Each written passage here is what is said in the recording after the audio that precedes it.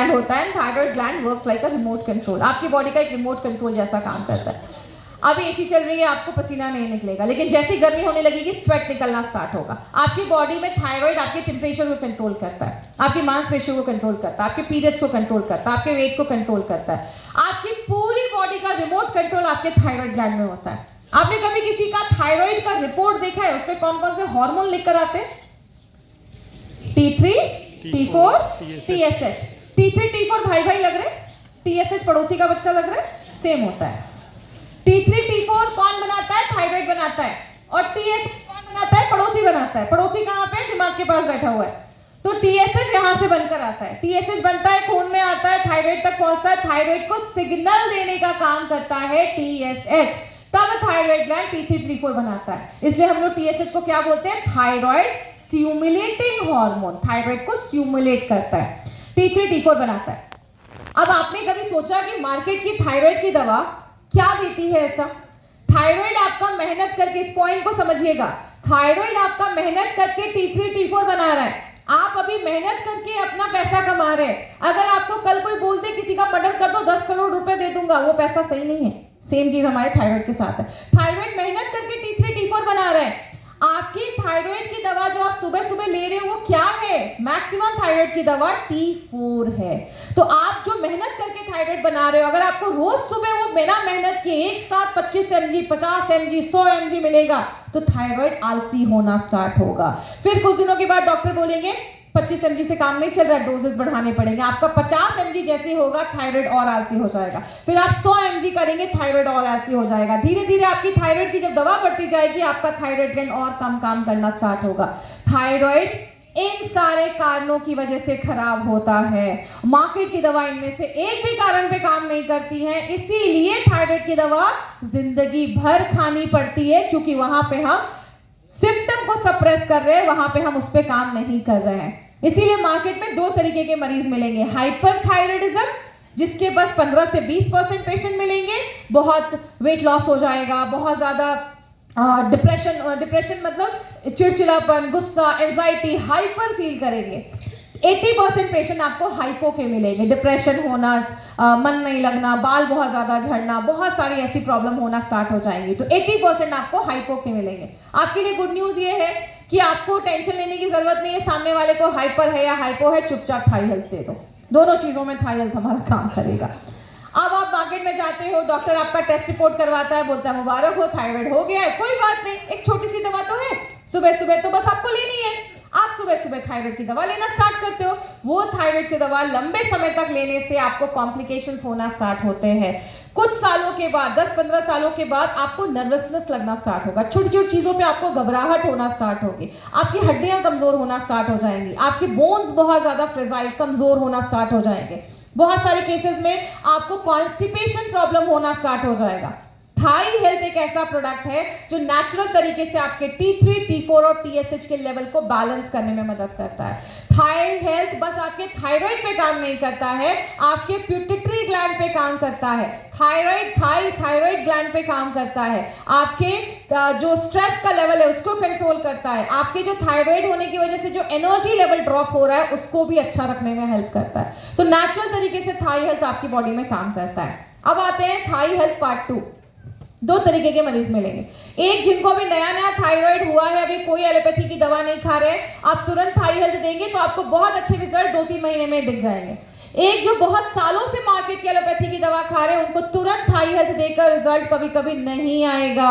दो चीजें उसमें और ऐड करनी पड़ेंगी। उनको आप पहले ही बोल दीजिए, पहले कुछ महीने थाई हेल्थ लेकर देखो। आप बहुत दिनों से थायराइड की दवा ले रहे हो तो मैं अभी गारंटी नहीं कर सकता, अगर 3 महीने में रिजल्ट नहीं आता तो live again and probiotic G+ भी आपको साथ में इंक्लूड करना है। कोई बोलेगा क्यों?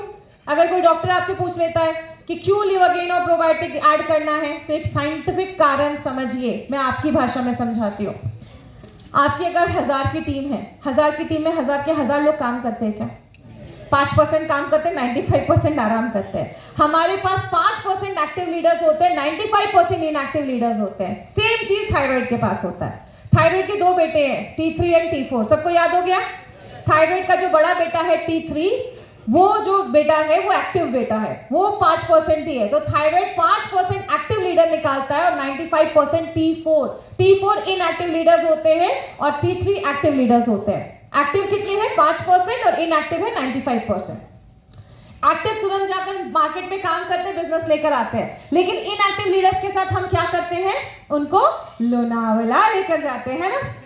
हमारा थायराइड भी यही करता है, वो देखते हैं कि 60% ऐसे इनएक्टिव लीडर्स हैं, उनको लोनावला भेजता है। और बॉडी का लोनावला कहाँ है? लिवर। आपके 60% थायराइड का T4 आपके लिवर में जाता है और लिवर से एक्टिव होकर बाहर निकलता है।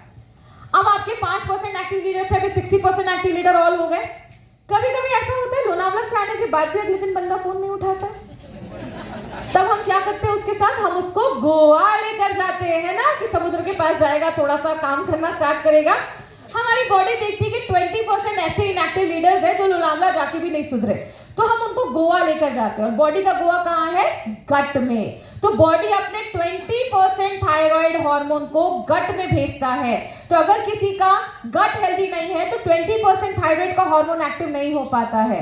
तो 5% तो एक्टिव हो ही रहा था, अगर हम उसको लिवागेन देंगे तो 60% एक्टिव हो जाएगा, प्रोबायोटिक देंगे तो 20% और एक्टिव हो जाएगा। अभी आपके पास 5 लीडर काम कर रहे थे, 5% एक्टिव लीडर काम कर रहे थे, तो आप 50,000 महीने का कमा रहे थे। अगर 60 + 20 85% एक्टिव लीडर हो जाएंगे तो 2,10,000 पे नाम आएगा ना। तो वैसे आपका बिजनेस भी बढ़ेगा और आपका प्रोडक्ट भी रिजल्ट देगा। तो लेना कैसे है? सुबह 3 चम्मच नाश्ता करने के पहले लेना है और रात में खाना खाने के पहले लेना है। अगर किसी की थायराइड की दवा ले रही है तो 3 चम्मच थाई हेल्थ, कम से कम 40-50 मिनट के बाद ही एलोपैथी की दवा लेनी है। प्लीज एलोपैथी और थाई हेल्थ के बीच में 40 मिनट का मिनिमम गैप रखें और रात में खाना खाने के पहले आपको फिर से 2 से 3 चम्मच थाई हेल्थ लेना है। जितने भी थायराइड के पेशेंट अगर ज्यादा प्रॉब्लम है थायराइड का तो गोइट्रोजेनिक फूड मत खाइए। गोइट्रोजेनिक फूड का मतलब होता है कच्चा कैबेज, पत्ता गोभी, कच्चा फ्लावर, जो आपका ये फ्लावर होता है, कच्चा ब्रोकली मत खाइए, कच्चा पीनट्स, सिंगदाना मत खाइए। ये सब चीजें कच्ची नहीं खानी है, इसको पका के खाना है। क्यों? इसमें गोइट्रोजेनिक होता है जो आपके थायराइड को आयोडीन उठाने से मना करता है। जिनको भी थायराइड का प्रॉब्लम है प्लीज रिफाइंड तेल मत खाइए, रिफाइंड तेल आपके थायराइड को डैमेज करता है। आप cold press coconut oil use कर सकते, कोल्ड प्रेस कोई भी ऑयल यूज करिए, रिफाइंड तेल का केमिकल आपके थायराइड को डैमेज करता है। तीसरी चीज, घर में एल्युमिनियम के बर्तन और नॉनस्टिक के बर्तन में खाना मत पकाइए। आप देखते हैं नॉनस्टिक की कढ़ाई कुछ दिनों के बाद उसका कोटिंग हट जाता है, वो कोटिंग कहाँ गया? पेट में गया। और हमारी लेडीज जब तक पूरी कोटिंग पेट में नहीं जाती तब तक मसाला पकाती है उसमें।